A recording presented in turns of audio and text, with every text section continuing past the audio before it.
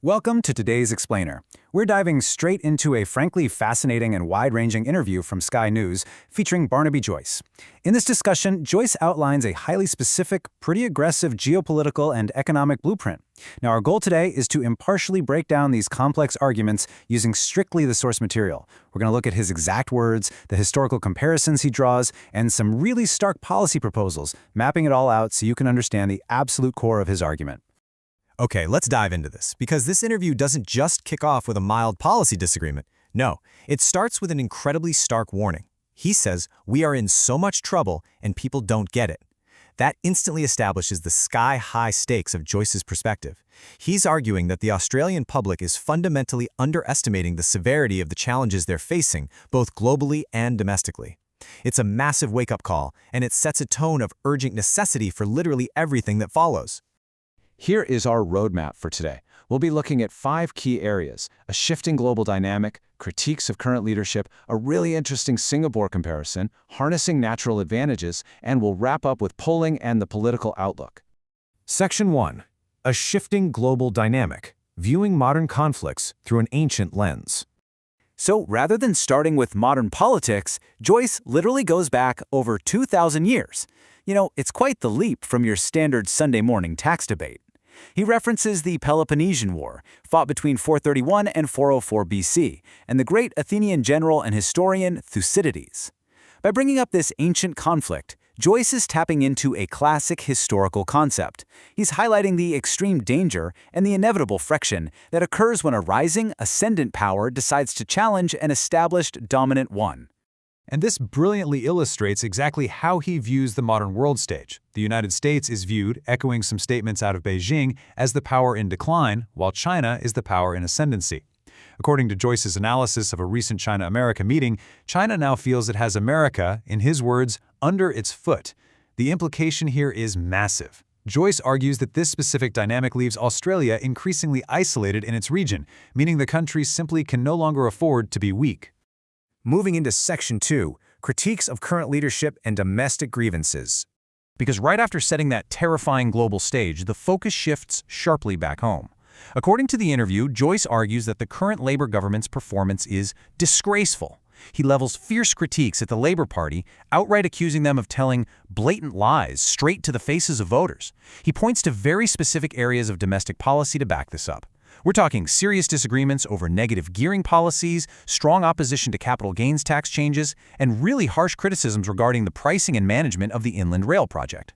From his perspective, these domestic failures aren't just bad policy, they're actively compounding those international dangers we just talked about.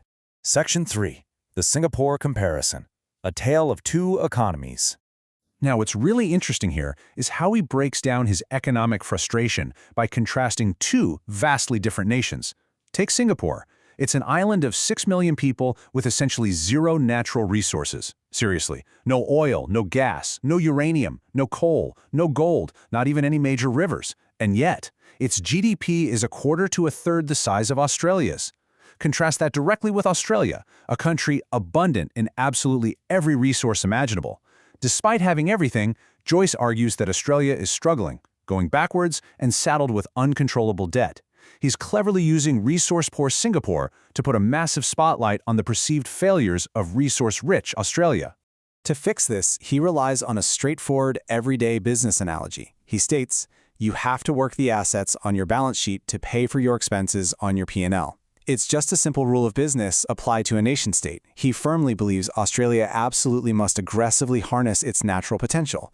In short, he's arguing that leaving resources in the ground isn't just bad economics, it directly compromises national security and everyday prosperity in that dangerous global environment.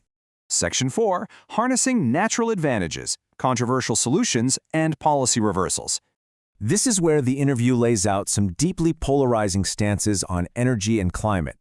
His perspective is fundamentally opposed to current environmental strategies. He argues we need to wake up from this sleepwalk through a green fantasy where you don't need fossil fuels and you can spend tomorrow's money today. Joyce essentially characterizes the current push away from fossil fuels as an illusion, one that he views as economically ruinous and strategically dangerous. So what exactly is the proposed solution? Well, the interview details very specific policy reversals. Step 1. Completely eliminate the Climate Change Department and repeal existing climate legislation. Step 2. Get back to coal-fired power to rapidly strengthen the nation.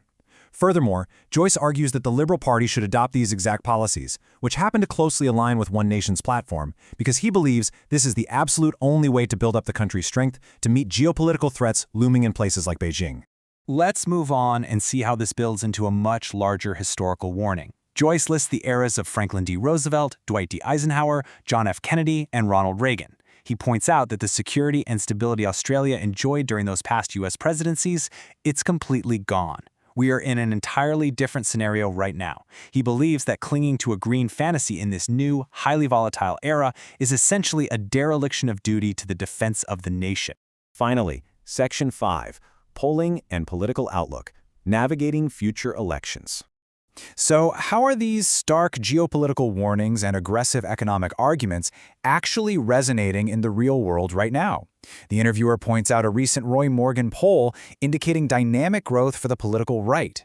Specifically, they mention that One Nation is polling several points ahead of Labor and is essentially within touching distance of government.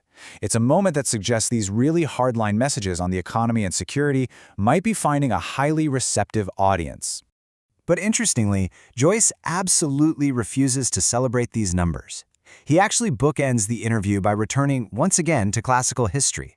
He brings up two ancient concepts. First, hubris, the great sin of excessive pride or overconfidence. And second, nemesis, the inescapable downfall or retribution that always follows. By invoking these concepts, he is deliberately avoiding overconfidence.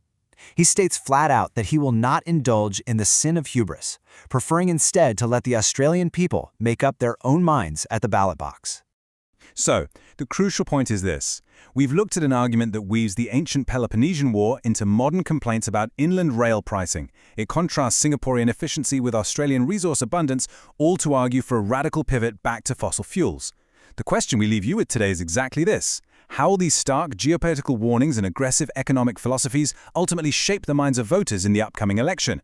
It's going to be a fascinating political dynamic to watch unfold. Thanks for joining me on this explainer, and keep your eyes on the data.